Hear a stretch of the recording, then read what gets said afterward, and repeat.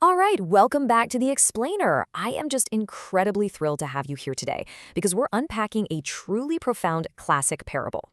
Okay, let's just dive right into this exploration of honesty and what it actually genuinely means to possess integrity in a world that, let's face it, pretty often prioritizes material gain.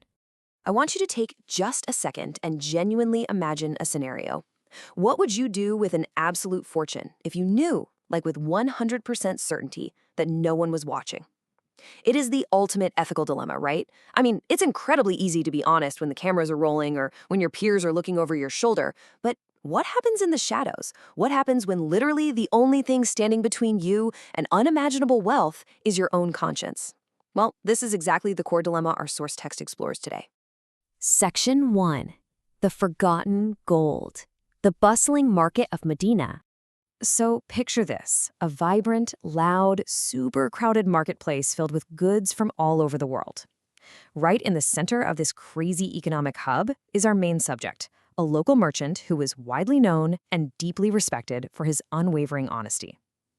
And this brilliantly illustrates how incredibly fast a totally normal afternoon can morph into a life-changing event.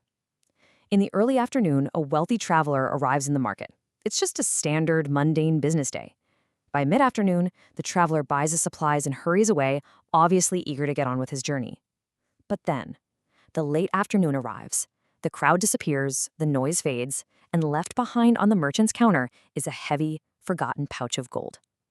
It was a simple, momentary lapse in memory for the traveler, sure, but it completely sets the stage for a massive test of character for our merchant. Section 2. The Moment of Temptation. Alone with the gold. Okay, the noise of the market is completely gone. The merchant is just sweeping up, getting ready to close his shop for the day, and he suddenly finds himself entirely alone with this discovered pouch. We really need to emphasize the sheer scale of the stakes here. This wasn't just, a few stray coins that someone dropped from their pocket. No way. When the merchant untied that pouch, he was staring at enough gold to make him one of the richest men in the entire city. This immense wealth could instantly, permanently alter his entire life, his family's comfort, his social standing, the whole shebang. It is literally a fortune sitting right in the palm of his hands, and it's completely untraceable. Let's slow down the pacing for a second and really walk through the merchant's internal debate. First, he realizes no one saw the gold. The coast is completely clear. Then, the brief thought of keeping it.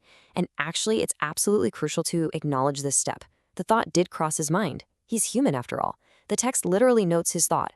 No one saw it. I could keep it. But then we hit the absolute pivot point of his life, remembering that Allah sees what people cannot. True integrity is forged and honestly tested exactly in these invisible moments of temptation. When human eyes are gone, his spiritual awareness just kicks in and completely overrides those earthly desires. Section 3. The Search Before Sunset. Finding the Traveler. So, the internal debate is over, and now it's time for decisive action. The merchant doesn't even hesitate. He immediately closes the pouch, locks the doors of his shop, and hits the streets to find the owner. I want you to really feel the narrative tension building up here. The afternoon is waning. The sun begins to set, casting these long shadows over Medina. Somewhere in those streets, the traveler has finally realized his massive mistake and is visibly worried. Honestly, bordering on total panic. He's desperately asking complete strangers if they've seen his missing gold. Can you imagine that sinking, terrifying feeling in the pit of your stomach? And then cutting through all that panic and despair, the merchant approaches. He just has a calm smile on his face, and he simply hands over the pouch saying casually, "You left this in my shop." Section 4. The Refused Reward. Every coin counted. Naturally, when a stranger hands you back a lost fortune, you'd check to see if it's all there, right? The traveler opens the pouch and meticulously counts every single coin. Finding absolutely nothing missing, he is just moved to tears by the relief. He immediately offers the merchant a generous cash reward for his incredible honesty. But the merchant gently declines, telling him, "I did not protect your wealth for a reward from people. I did it because I hope for a reward from Allah." So the crucial point is captured brilliantly in this ultimate motivation. This is a profoundly powerful climax to the story. His moral compass isn't anchored to social praise or financial kickbacks or, building a brand. It is anchored entirely to his faith. Section 5. True Meaning of Integrity. Valuing Faith over Wealth. We're pivoting now from the historical narrative of the market to a deeper philosophical analysis of why this single act of honesty inspired everyone who heard it, and honestly why it remains so incredibly relevant to us today. On one side, we have material wealth, represented by that heavy pouch of gold coins. It's physical, it's tangible, it can be lost, and it can definitely be stolen. On the other side, we have true wealth, a heart that remains honest. This is intangible, it's spiritual, and it is completely immune to the fluctuating fortunes of a marketplace.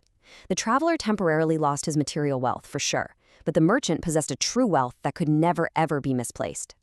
This entire story really just distills into one hard-hitting definition of integrity: remaining honest even when no one is watching. It perfectly cements the ultimate moral of our source text. You see, integrity isn't about public relations, it's about private conviction.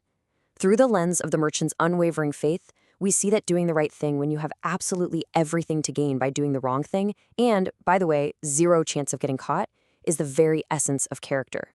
As we wrap up this explainer, I really want to leave you with a final provocative thought. What is the true currency of your integrity? When the doors are closed, the market is completely empty, and literally no one else is looking, what is it that actually governs your choices? Is it simply the fear of being caught, or is it a much deeper internal compass? Thank you so much for joining me to break this down today. Keep reflecting on that question, and I will see you in our next explainer.